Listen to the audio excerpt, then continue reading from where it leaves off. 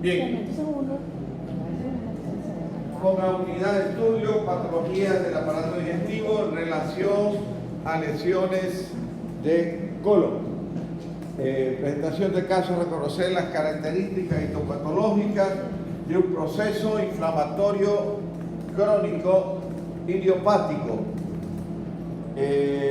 pero que actúa como una enfermedad de tipo autoinmune.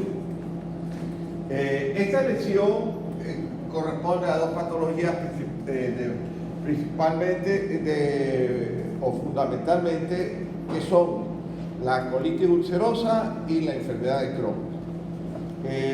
La enfermedad de Crohn ya les expliqué la semana anterior, entonces vamos a hablar sobre la colitis ulcerosa.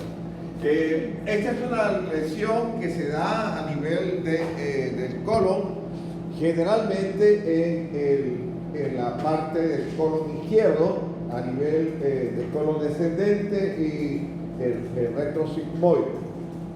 Esta lesión aunque puede ser una pancolitis, es decir, que puede involucrar a todo el colon, pero porcentualmente debe estar alrededor del 60 o 70% que es colon izquierdo. Esta lesión va a estar como una reacción a un proceso inflamatorio crónico no granulomatoso, como veíamos en la enfermedad de Crohn. Esto es un proceso reactivo inflamatorio crónico que tan solo abarca la mucosa y su mucosa. En cambio, en la enfermedad de Crohn, como ya mencionamos, es toda la pared e inclusive tiene una reacción reactiva muy especial a nivel de la capa muscular propia, que da como lugar a lesiones que van desde la parte de la mucosa con procesos fistulosos, toda la pared, hasta llegar a la serosa. Naturalmente, esto da lugar a que los granulomas sean múltiples, se encuentren a nivel de la mucosa como también a nivel de la serosa. Este está circunscrito exclusivamente en la mucosa y su mucosa. Por lo tanto, da una reacción de lo que se conoce a un proceso reactivo ¿a qué? ¿Qué es lo que se conoce? ¿Qué es lo que se dice? ¿Reactivo a qué? ¿A qué no conoce el intestino de estos pacientes y da una reacción inflamatoria? ¿Viste? Está distraída. A un proceso, a la biota normal del intestino, a la Escherichia coli, y da una reacción inflamatoria en contra, pensando el intestino que es algo que no es saprófito, es decir, que no es propio de esa área del colon, y por lo tanto va a dar reacciones inflamatorias, primero agudas y posteriormente crónicas. Esta es una lesión que tiene el proceso de etapas agudas y luego etapas crónicas. De la etapa aguda se forman las úlceras que son casi difusas, como lo observamos aquí, y dando lugar a unos pseudopólipos inflamatorios que tienen un aspecto en empedrado, que es lo que observamos ahí. Desafortunadamente es un proceso en una constante regeneración epitelial, por lo tanto es susceptible que en ese proceso repetitivo en el momento de la regeneración se provoque displasias epiteliales, y por eso es que esta colitis ulcerosa es la más propensa a desarrollar cáncer de colon. Es la más propensa a desarrollar cáncer de colon. Por lo tanto, los pseudopólipos regenerativos que vemos ahí en todos estos nódulos es el sitio del epitelio. Como hay una constante reacción inflamatoria, se tornen displásicos, hipertróficos, hipercromáticos y tengan una mitosis un poco más acelerada. En cuanto a la microscopía PONGA, al examen histopatológico de la lesión procedente de colon, se observó un infiltrado inflamatorio agudo y crónico a nivel de la mucosa colónica, notándose en algunas áreas erosión epitelial con pérdida de sustancia, como vemos aquí, desprovisto de epitelio, con un infiltrado inflamatorio con leucocitos polimorfos nucleares neutrófilos y mononucleares linfocitos, notándose que a nivel de ciertas criptas presentan abscesos dentro de su luz. En algunas criptas presentan abscesos dentro de su luz, con exudado de leucocitos polimorfos nucleares neutrófilos, igual en algunos capilares, con procesos inflamatorios tromboembólicos. Estas lesiones van a ocasionar que el epitelio presente cambios regenerativos atípicos, con epitelio columnar de núcleos hipertróficos, hipercromáticos, ciertos de ellos con displasia entre leve a moderada. ¿Ok? En estos, junto a las úlceras se observan pseudopólipos inflamatorios con epitelios de regeneración, metaplasia y displasia. Diagnóstico: colitis ulcerosa. Y diagnóstico diferencial: pueden poner una colitis pseudomembranosa. Colitis pseudomembranosa.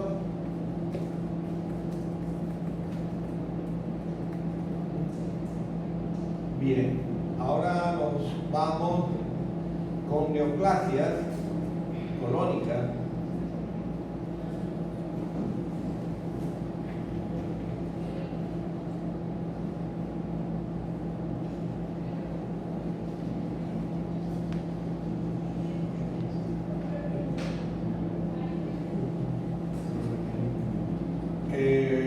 Gastritis crónica granulomatosa, que me decías que no la había dado. ¿Ah?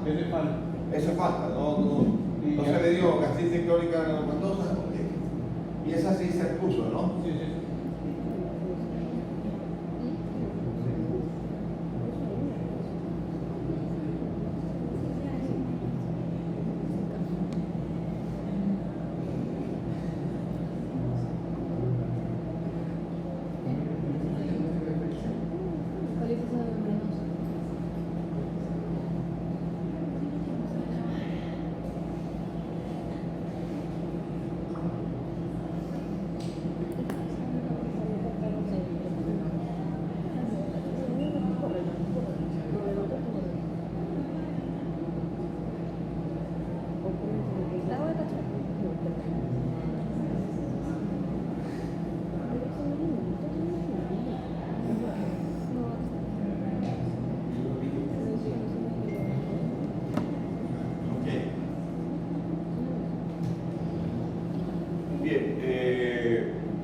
Algo que quedó pendiente entonces en la clase anterior, ponen gastritis crónica, una lesión que corresponde a un proceso reactivo inflamatorio crónico de tipo granulomatoso. Esta reacción inflamatoria crónica de tipo granulomatoso inmediatamente nos hace pensar en granulomas, ¿no? Granulomas que pueden ser de tipo inflamatorio con etiología bacteriana, como pueden ser, por ejemplo, la tuberculosis, como puede ser la sífilis, pero también pueden ser de tipo micótico, como puede ser histoplasmosis, paracociomicosis, es decir, la micosis sistémica, histoplasmosis de tipo sistémica. Pero en lo que se refiere a enfermedades de tipo autoinmune, tenemos que pensar también en algo que es frecuente, que es enfermedad de Crohn, la sarcoidosis, ¿no? Enfermedad de Crohn y la sarcoidosis. Ok, entonces, Esta lesión vamos a encontrarla particular a nivel de la lámina propia en la mucosa, ahí están las criptas, pero también la podemos encontrar a nivel de la subserosa en la capa muscular propia, subserosa y capa muscular propia. Y de por sí esta lesión va a formar granulomas. Entonces ponga microscopía, el examen histopatológico de la lesión procedente de la mucosa y de la subserosa, se observó la presencia de granulomas bien circunscritos, bien delimitados, que presentan una proliferación fibroblástica periférica, que contiene un infiltrado de leucocitos mononucleares con linfocitos, células plasmáticas y macrófagos. En la parte central no se observa necrosis gaseosa o gasificante, notándose alrededor de la parte periférica un infiltrado de células gigantes multinucleadas de tipo epitelioides y lana. Las epitelioides con más de 12 núcleos y puestos en la parte central, uniformes en forma y en tamaño. No se observa necrosis gaseosa o gaseificante. Entonces, ¿qué podríamos decir? Gastritis crónica granulomatosa, vamos a poner del tipo de sarcoidosis, Y el diagnóstico diferencial podemos poner gastritis crónica granulomatosa del tipo de enfermedad de Crohn, ¿ok? Pero si lo ponen tuberculosis, está bien, ¿no? Por un acaso, si ponen tuberculosis, plasmosis, está correcto. Ya le dije, sarcoidosis. Sarcoidosis, enfermedad de Crohn. Gastritis crónica granulomatosa, ¿qué pasa? Me refiero a que el orden, a eso iría después de que anteriormente, porque la vez pasada vimos una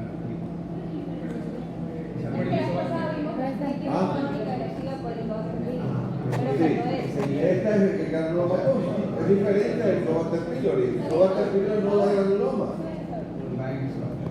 Primero, claro, el orden es primero la gastritis crónica por el Helicobacter pylori.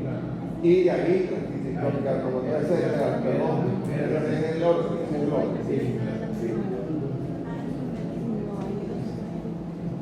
Bien,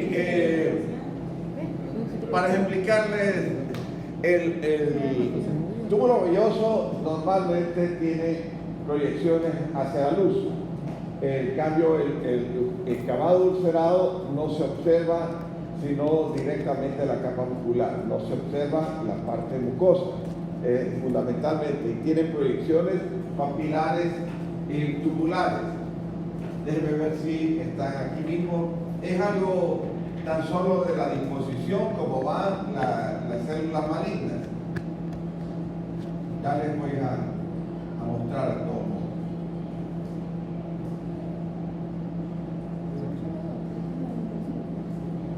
Por ejemplo, esta de aquí tiene una disposición hacia la luz y tiene formaciones papilares, ¿no?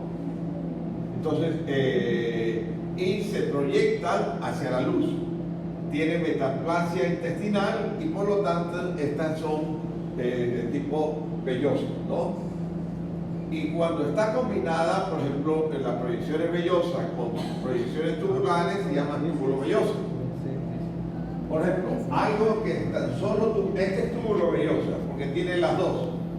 Tiene la metaplasia intestinal, tiene células caliciformes y tiene proyecciones hacia la luz, de tipo velloso. Esta es tan solo proyecciones papilares, ¿sí ven? A manera, se parece mucho a la parte de los intestino delgado. Y entonces esa sería de tipo vellosa. ¿Aló?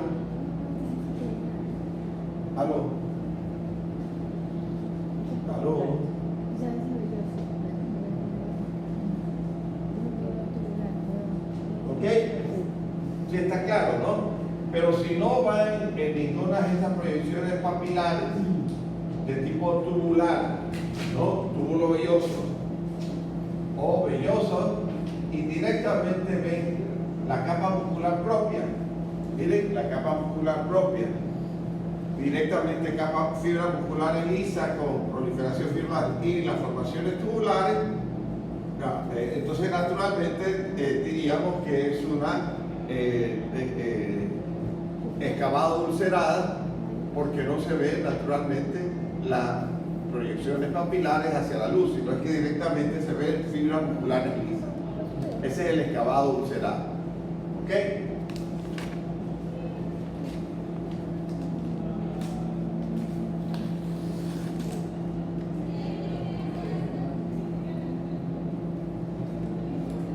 Las reacciones de en cambio, en anillo de sello sí les expliqué, ¿no? Estas son en anillo de sello, ¿recuerdan? Formaciones quísticas y las células en anillo de sello, ¿no? Bien. Y ahí están las divisiones inmunohistoquímicas para marcaje de que es de tipo epitelial, con citoqueratina.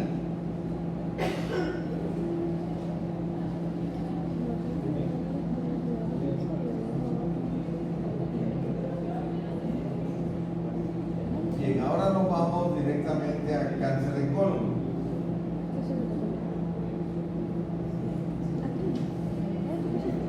Colitis ambeliana, colitis ulcerativa, enfermedad de Crohn, exilestando, nos vamos a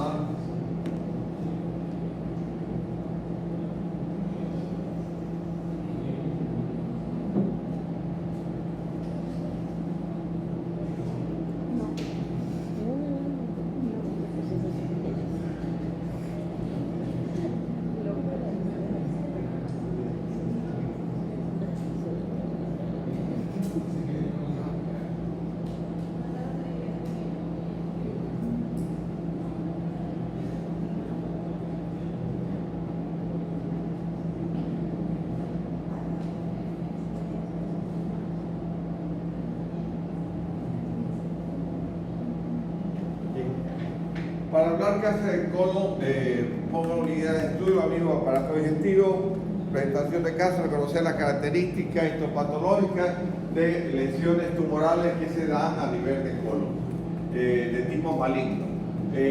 Para hablar de lesiones precursoras de cáncer de colon, tenemos que mencionar algo, los pólipos. Dentro de estos pólipos vemos que los que son totalmente benignos están, el que ya se ha mencionado, pólipo hiperplásico, amartomatoso, inflamatorio y linfoide. El hiperplásico, que es proliferación de tubos glandulares, amartomatoso, que son ectopias de epitelio gástrico, intestino delgado, pólipos inflamatorios reactivos y linfoides con hiperplasia linfoide. Naturalmente los linfoides siempre van a desembocar en un linfoma. De las precursoras del adenocarcinoma tenemos siempre la lesión benigna, pero en el límite de malignidad, que es el adenoma, y del adenoma puede aparecer o desarrollar un adenocarcinoma.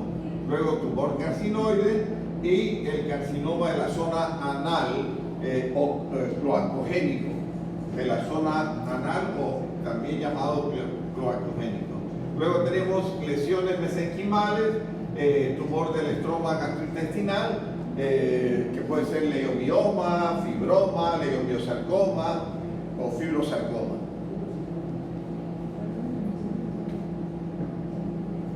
Okay. Y de los pólipos tenemos que mencionar síndromes.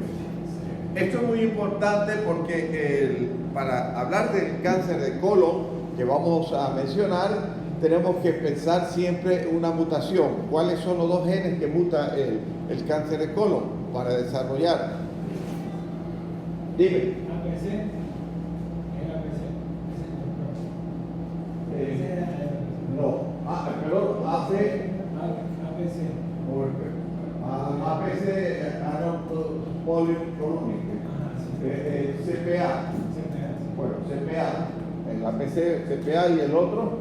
HNPCC. No, el CARAS. CARAS. El APC y el CARAS. Son las dos mutaciones que se dan. En esos pacientes que tienen antecedentes familiares, este es el cáncer de mama, el cáncer de colon. Hay una predisposición familiar directa, línea directa. Siempre que haya un cáncer de colon o cáncer de mama, tiene que hacerse un screening, un rastreo de ver si es que no tiene mutación en esos genes. Porque si tiene mutación en esos genes, en cualquier momento que presente adenoma, hay que actuar un poco más drástico y hacer la extirpación, hemicolectomía o anastomosis que se tienen que hacer de acuerdo al grado de desarrollo de dicha lesión. Entonces tenemos pólipos adenomatosos familiares que provocan los adenomas tanto de colon y recto. Estos son de alto riesgo para desarrollar carcinoma. Esto está totalmente bien demarcado. El síndrome de Gardner provoca adenomas en colon, recto, intestino delgado, pero simultáneamente tiene osteomas óseos y tumores en la parte blanda. Esto naturalmente puede llevar por los adenomas de colon a más de estos tipos de lesiones, da un alto riesgo de carcinoma. Los que tienen síndrome de Peutz de Jeghers, esto naturalmente va a tener amartomas en el intestino delgado, colon y estómago. Va a tener también lesiones pigmentadas alrededor de la boca, y tiene un bajo riesgo de carcinoma, prácticamente es nulo. Pero en todo caso, a esos pacientes que tengan lesiones pigmentadas en los labios, tienen que pensar que en cualquier momento van a desarrollar estos amartomas, que son una especie de pólipos similares a los adenomas. Pero estos amartomas son más pequeños que los adenomas. Son uniformes y son más pequeños que los adenomas. ¿Okay?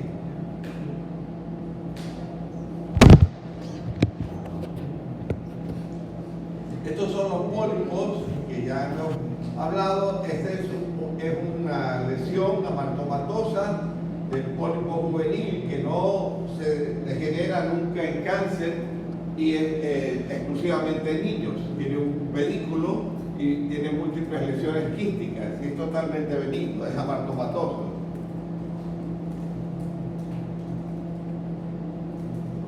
Pólipo juvenil del recto sigmoide. Y vamos a hablar de los adenomas. Adenomas, uno de los que es más frecuente es el adenoma cerrado, que tiene una especie de sierra, por eso se le dice adenoma de tipo cerrado, ¿no? Afortunadamente no es tan agresivo como los túbulos papilares y los vellosos. Estos de aquí son ya adenomas túbulos vellosos, miren, en la cual tienen proyecciones vellosas, por eso se le llama velloso, y también lesiones tumorales ya de tipo tubular, túbulos vellosos.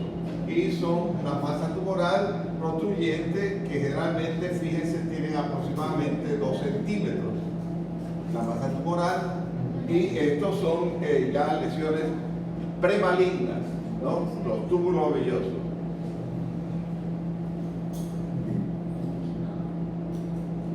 Y si hiciéramos inmunohistoquímica, son ya positivos para la citoqueratina, y fíjense la anaplasia que ya tienen dentro del epitelio. Afortunadamente, fíjense, no rompen membrana basal y tiene un buen pronóstico si se extirpa a tiempo, ¿no? Los túbulos vellosos. Todos esos son marcadores de citoqueratina positivos. CK7, EMA, AE1, AE3 y CAMSU 5.2. Cuando un adenoma velloso ya se transforma en una lesión de un carcinoma intraepitelial, miren la poliestratificación del epitelio que encontramos y la diferentes grados de pleomorfismo e hipercromasia.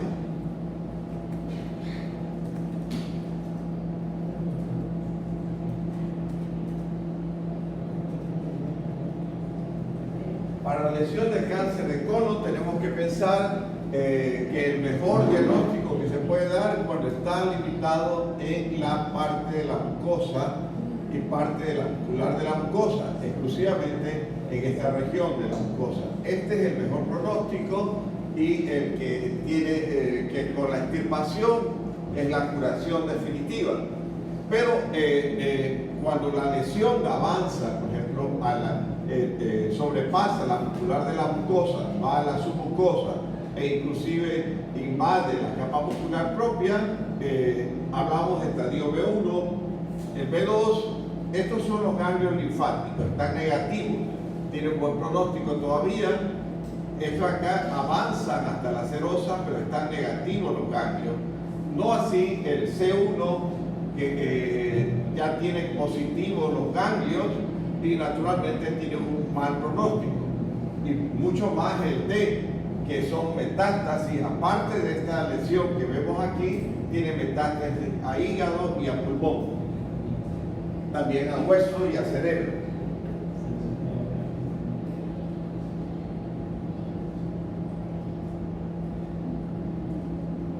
Entonces, lo ideal es diagnosticar cuando está en una displasia in situ o intramucoso, o el máximo invade hasta la submucosa. Tiene menor pronóstico. Los que tienen mal pronóstico son los T3 y T4.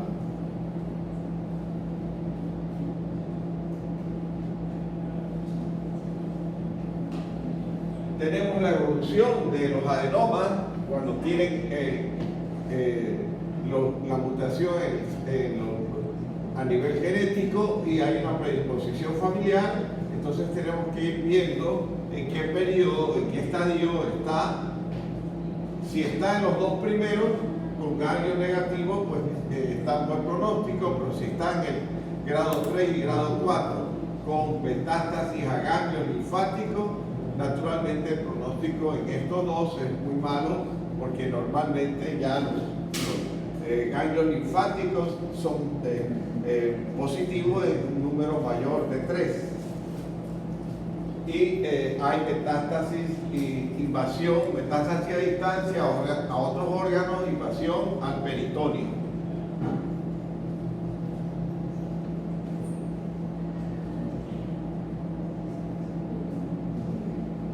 Okay. Y ahora vamos a hablar de la parte histopatológica. Miren, ese es lo que era un adenoma túbulo velloso, tiene pedículo, pero se transforma en un cáncer. Y observen alrededor, ya hay una infiltración con nódulos satélites cerca de los pliegues de la mucosa, y vemos que ya es un adenocarcinoma bien desarrollado a partir de un adenoma previo, como lo observamos en la parte de estas criptas. Esto es un adenoma, pero aquí ya todo lo acá es un adenocarcinoma.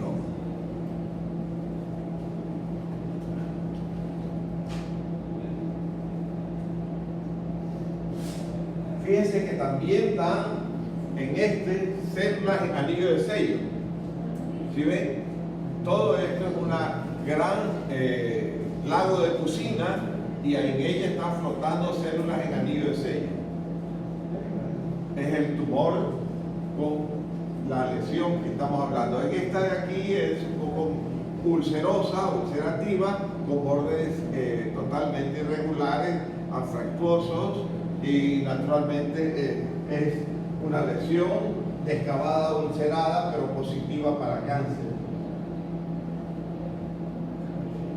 Y ahí vemos la lesión cuando llega a la serosa, miren, invade al mesocolon y ganglios linfáticos que están tomados. Bien. En cuestión de la microscopía pongan al examen histopatológico de la lesión procedente de cáncer de colon, se observó una infiltración o invasión a la lámina propia a la submucosa y a la capa muscular de glándulas malignas. Fíjense que estas son las criptas normales, miren, y fíjense cómo estas se transformaron de seguramente un adenoma a un adenocarcinoma. Vemos que estas glándulas malignas presentan un epitelio columnar poliestratificado, con núcleos hipertróficos, hipercromáticos, que contienen nucleolos prominentes, mitosis atípica, multipolar y muy frecuente. Las glándulas malignas se han fusionado unas con otras, espalda contra espalda, y dan un aspecto en celdilla, o de tipo también llamado cribiforme, de tipo cribiforme. Las masas de células tumorales han roto membrana basal y se encuentran infiltrando la capa muscular propia y la serosa. Diagnóstico: adenocarcinoma moderadamente diferenciado, en este caso de colon ascendente, de tipo túmulo papilar, ¿Okay? Y el diagnóstico diferencial puede poner un tumor carcinoide o argentafinoma. Ahí están los marcadores: CAN5.2, E1E3, EMA y KI67. El KI67 es el que le da el índice de mitosis y ese es el que le va a dar el pronóstico. ¿Ok?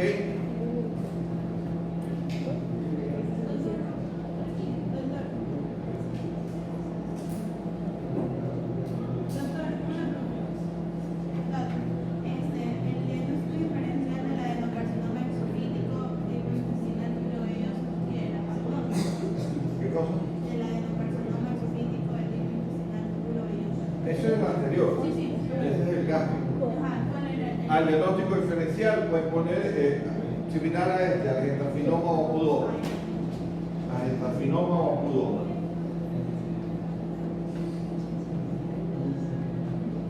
También llamado tumor carcinoide.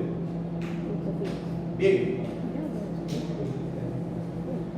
En colon también vimos tumor carcinoide. En colon. Argentafinoma, pudoma.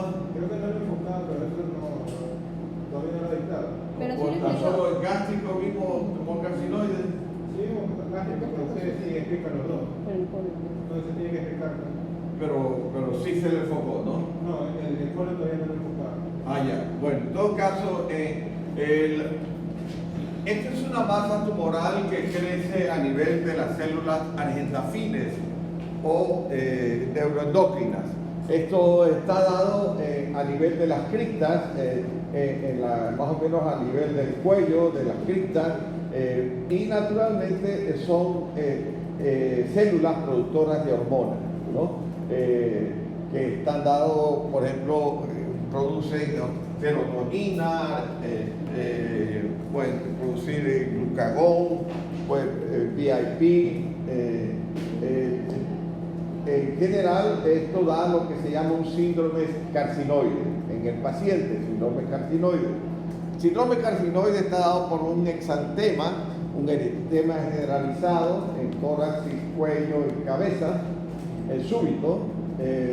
Tiene disnea, tiene el paciente disnea, tiene hipertensión arterial en ciertos momentos y en ciertos otros taquicardia. Va a tener periodos de diarrea y otros estreñimientos. Puede tener melena según sea el sitio donde se encuentre, porque si es colon derecho va a tener siempre melena, pero si es del colon izquierdo, enterorragias, ¿no? Es decir, que son sangre rutilante en las heces. Entonces, con eso ustedes pueden, es decir, un tumor que tenga las manifestaciones clínicas, un paciente de anemia ferropénica, palidez generalizada, debilidad, cansancio, es un cáncer gastrointestinal hasta que no se demuestre lo contrario. No van a encontrar en ningún lado y tienen que hacer endoscopía digestiva alta y baja. Y no hagan tan solo rectosigmoidoscopía, porque tienen que hacer una colonoscopía completa para llegar a colon derecho. Si se piensa que tan solo va a ser a nivel del recto, comete un gran error, porque en el ciego puede estar, a nivel del ciego puede estar desarrollándose el cáncer, y eso, si haces el rectosigmoidoscopio, no lo van a ver. Por lo tanto, es importante que se hagan colonoscopías, que llegue hasta el ciego, hasta la válvula ileocecal. Y naturalmente ahí se pueden detectar los tumores. Es muy, muy importante que se haga la endoscopía digestiva tanto alta como baja. En ese momento se puede diagnosticar un tumor, pero en este caso, el tumor que vamos a hablar es el angioedema tumor carcinoide. Tiene una característica especial. Son tumores que crecen de la mucosa de manera polipoide hacia la luz. Estos tumores polipoides son de base ancha, es decir, en meseta, es un pólipo en meseta. La característica, como ustedes ven, es un color amarillo dorado, es muy intenso, un color amarillo dorado. El amarillo dorado se da más que nada porque las células que contienen son secreciones neuroendocrinas y le dan ese tono, ese color especial. La masa tumoral va a invadir la mucosa, pero va a infiltrar hasta llegar a la serosa y puede dar metástasis. La única condición que es buena ahora es de que este tumor crece lentamente, porque el índice de mitosis es baja y naturalmente no tiene pleomorfismo ni anaplasia. Tiene un buen pronóstico porque crece lentamente. El que no da metástasis en los gastrointestinal y puede encontrarse también a nivel del páncreas, puede encontrarse también a nivel bronquial, pero el que no da metástasis es ¿en dónde? El que está localizado ¿en dónde? ¿Oh? En apéndice y en recto, ¿no?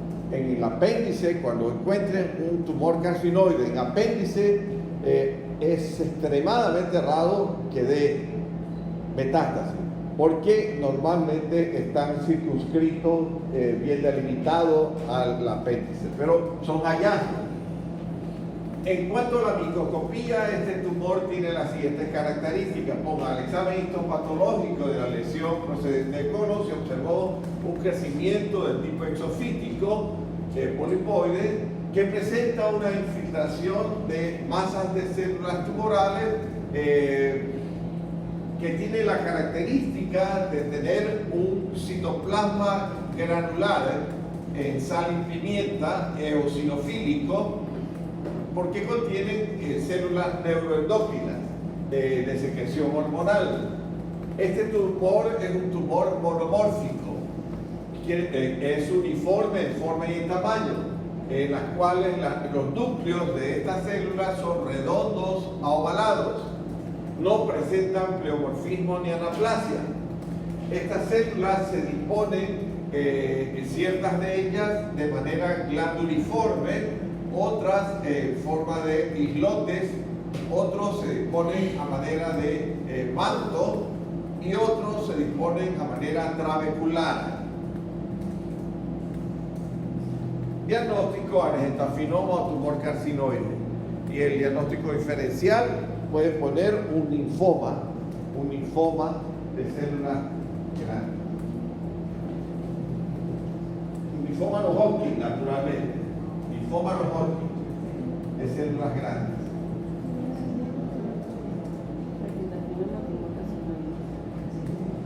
Bien. Y ahora nos vamos a hablar de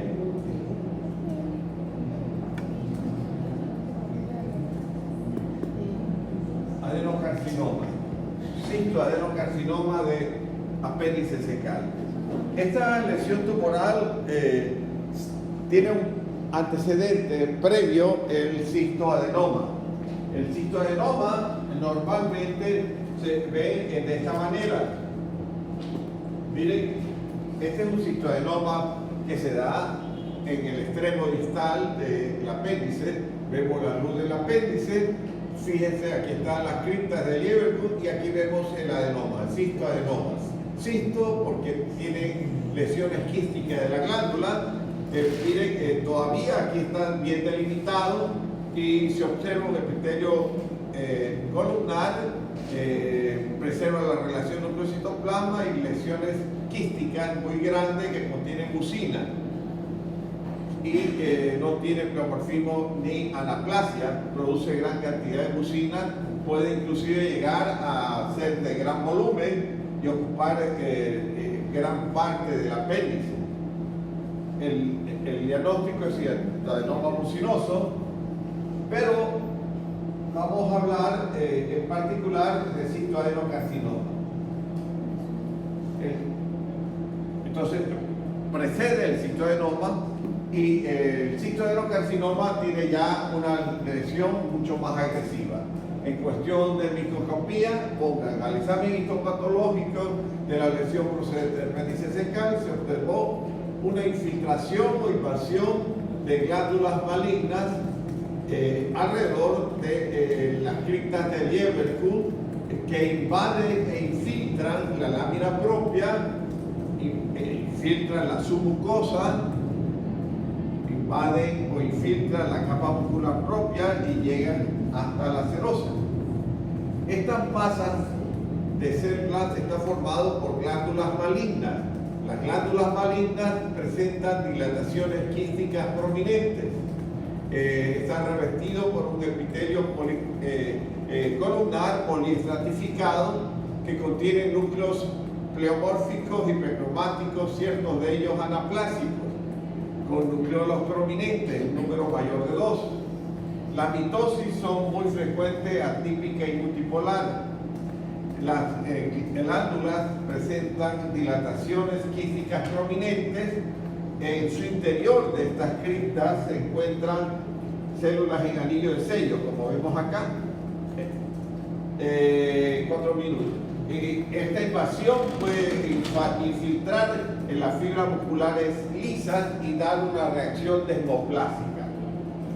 Diagnóstico: cistoadenocarcinoma de apéndice secal. Cistoadenocarcinoma de apéndice secal. Y el diagnóstico diferencial puede poner lo que previamente hablamos, angiogenofinoma o acudoma. Ok.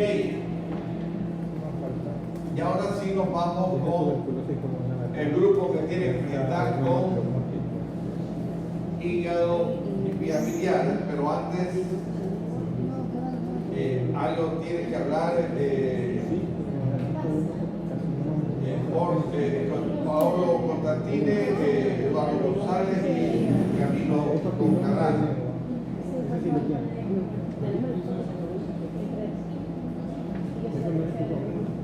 Tema